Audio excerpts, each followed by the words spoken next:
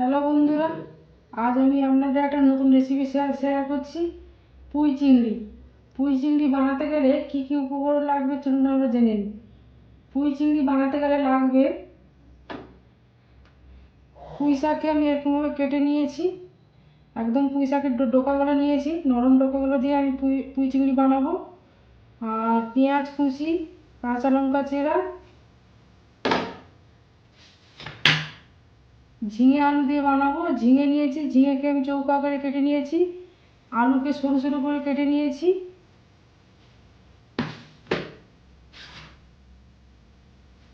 চিংড়ি মাছ নিয়েছি, চিংড়ি মাছ দিয়ে বানাবো।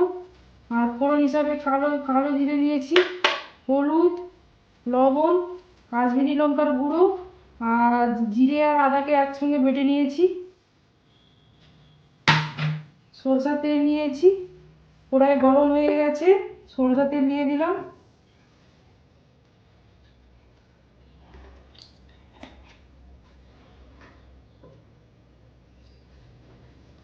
পেঁয়াজ কুচিগুলো দিয়ে দেবো।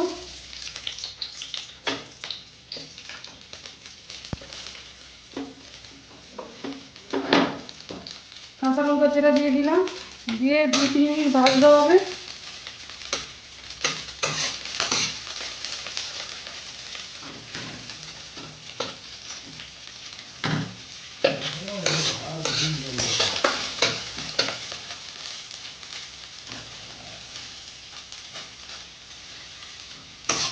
চিংড়ি খেতে খুব ভালো লাগে, আমারও ভালো লাগে। আপনারা এইভাবে আমি যেইভাবে বানাচ্ছি এইভাবে বানান, আমাদেরও ভালো লাগবে।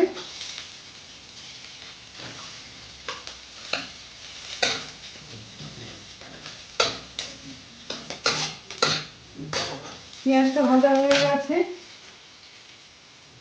এবার কালো জিরেগুলো দিয়ে দিলাম।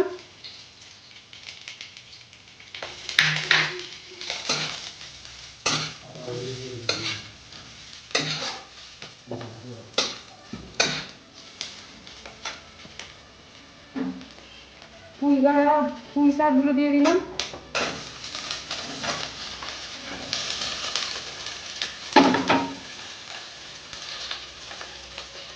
আলু দিয়ে দিলাম।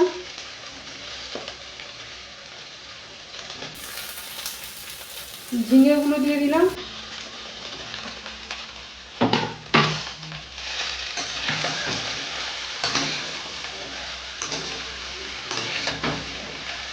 একটু নেড়ে নেব, নিচে খেয়ে যেতে পারে।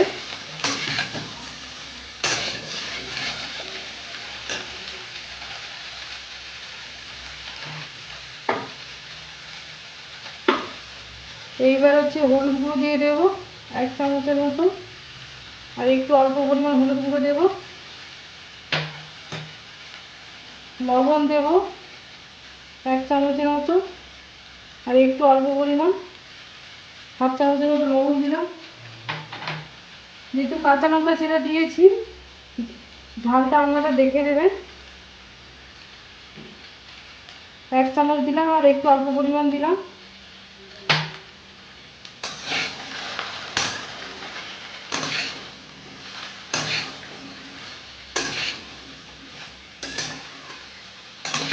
একটু নেড়ে নেব।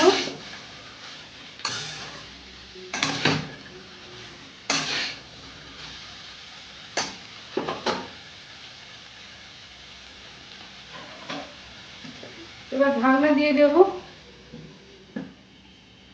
10-12 মিনিটের মধ্যে ঢাকনা দিয়ে রাখবো, আর বাতি করবো, গ্যাসের ফ্লেমটাকে লোতে রাখবো। আস্তে আস্তে ভাজতে হবে, আর মাঝে মাঝে খুলে নাড়তে হবে যেন বসে না যায়।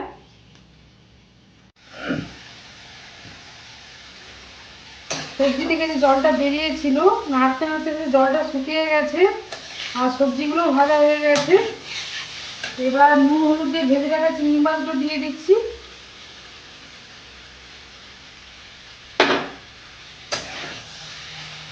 আমি ছোটো সাইজের চিংড়ি মাছ দিয়ে বানাচ্ছি, আপনারা মাঝারি বা বড় মাপের চিংড়ি মাছ দিয়ে বানাতে পারেন। আমি কুচো চিংড়ি দিয়ে বানাচ্ছি।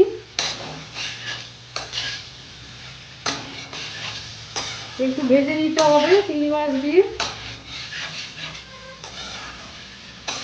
ভাজা হয়ে গেছে, এইবার আদা জিরে ফিরে বেটে রাখছিলাম একসঙ্গে, এটা দিয়ে দিলাম।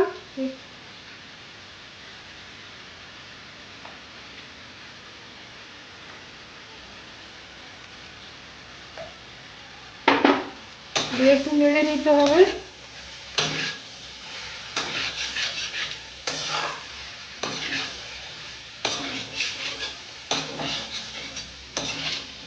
দু তিন মিনিট নেড়ে নেওয়ার পর আমি এতে জল দেব।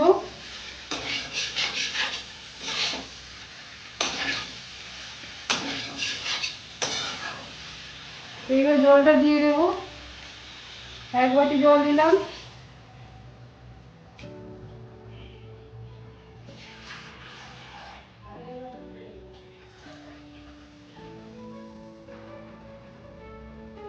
আর 1 বাটি জল দিলাম।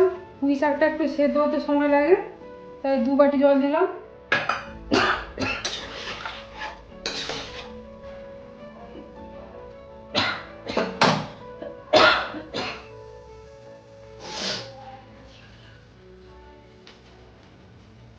আর একটু জল লাগবে, আর একটু জল দিলাম। এবার ঢাকনা দিয়ে দেবো। 15 মিনিট বাদে ঢাকনা খুলে দেখবো হয়েছে কিনা। এবার ঢাকনা খুলে দেখবো।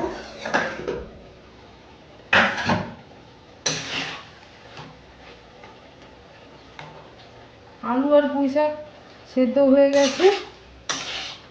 একটু রসালো রসালো থাকলে খেতে ভালো লাগবে।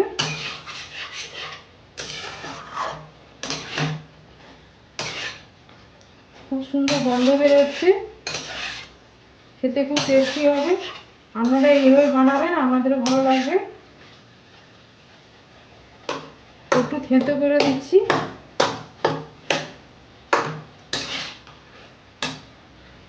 গ্যাসটাকে অফ করে দিচ্ছি। এবার ভেজে নেব।